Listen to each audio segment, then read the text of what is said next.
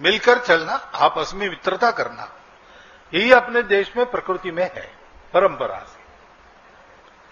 बाहर ऐसा नहीं है। उनका जीवन जिन परिस्थितियों में आगे चला, उनमें उनको विवाद, संघर्ष ये सब करना पड़ा। तो वहां एक शब्द आया, जैसे उनका मन बना, तो भाई एक मत को मान लिया तो बाकी सब मत उनके लिए बेकार है, स्पर्श भी नहीं होना चाहिए, तो अपना मत बंद कर लिया। उसको कहा उन्होंने इज्म। और हमारे यहां जो राष्ट्र है वो कल्पना एकदम भिन्न है, उनकी नेशन की कल्पना एकदम भिन्न है। तो हमारे राष्ट्र को क्या कहना उनकी समझ में नहीं आया, तो उसके जैसा क्या है नेशन, तो नेशन बना दिया, तो नेशनलिज्म हो गया। अब हम अपने शब्दों को तो नहीं जानते, उनके शब्दों को जानते हैं, तो उन्होंने राष्ट्र को नेशन बना दिया।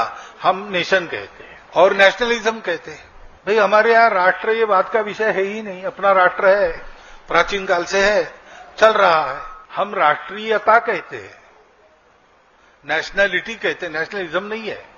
नेशनहुड कह सकते हैं, राष्ट्रत्व हो सकता है। लेकिन राष्ट्रवाद कहने से उधर की नेशनलिज्म की परंपरा आती है, जिसमें इस प्रकार के नेशनलिज्म के कारण 2 महायुद्ध हुए, संवार हुआ।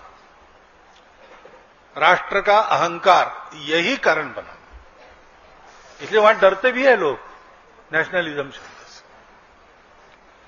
लेकिन हमारे यहां ऐसा हुआ नहीं, क्योंकि हमारा राष्ट्र ये अहंकार से जन्मा ही नहीं है। अहंकार के विसर्जन के बाद हमारा राष्ट्र जन्मा है।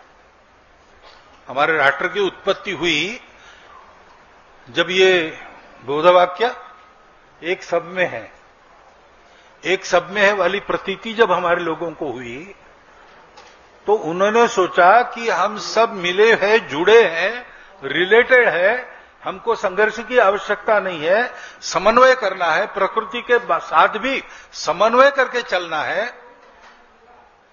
और इससे शाश्वत सुख प्राप्त होता है जो दुनिया को अभी तक नहीं मिला।